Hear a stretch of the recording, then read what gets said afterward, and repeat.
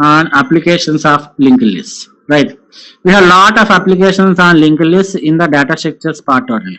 So if you have remembered the previous concepts when I am discussing the implementation of stacks and queues, I told that the implementation of stacks can be done in two ways.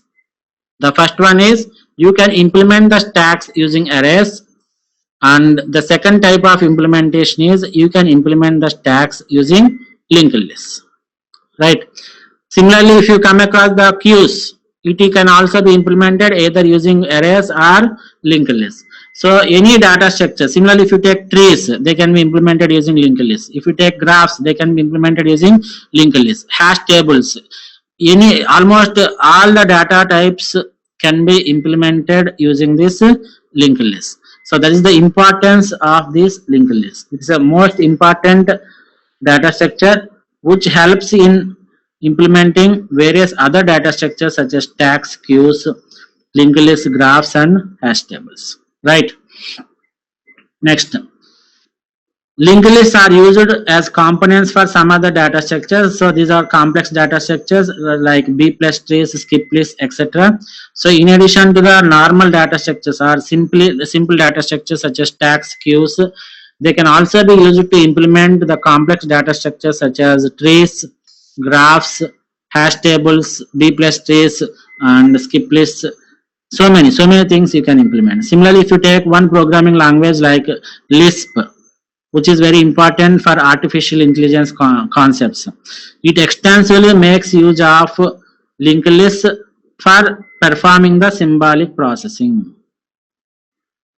So for processing, this is another concept which is called as symbolic processing, and for this symbolic processing, the Lisp makes use of the linked list concept.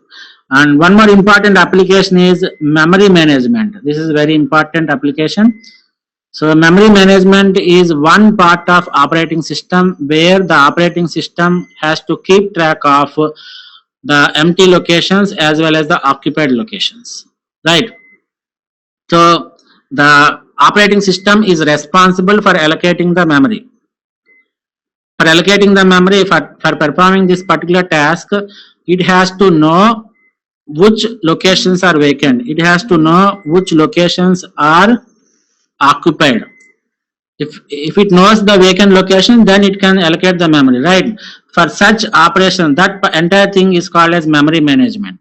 And similarly, when to allocate the memory and what part of the memory should be allocated, everything comes under the category of memory management. So this is one of the important role of the operating system, and it makes use of a linked list concept to keep track of portions of memory that are available for the allocation. This is what I have discussed, right? So to keep track of the empty locations or non-occupied locations, it makes use of linked list concept. Like for example, if 100 is the vacant location and after 100 we have the 200 location as vacant, so there will be a link from the 100th location to the 200 location. Assume that after 200 there is a vacant location at 250, then the 200 location, after 200 there is a link to the 250th location, right? So these are the applications.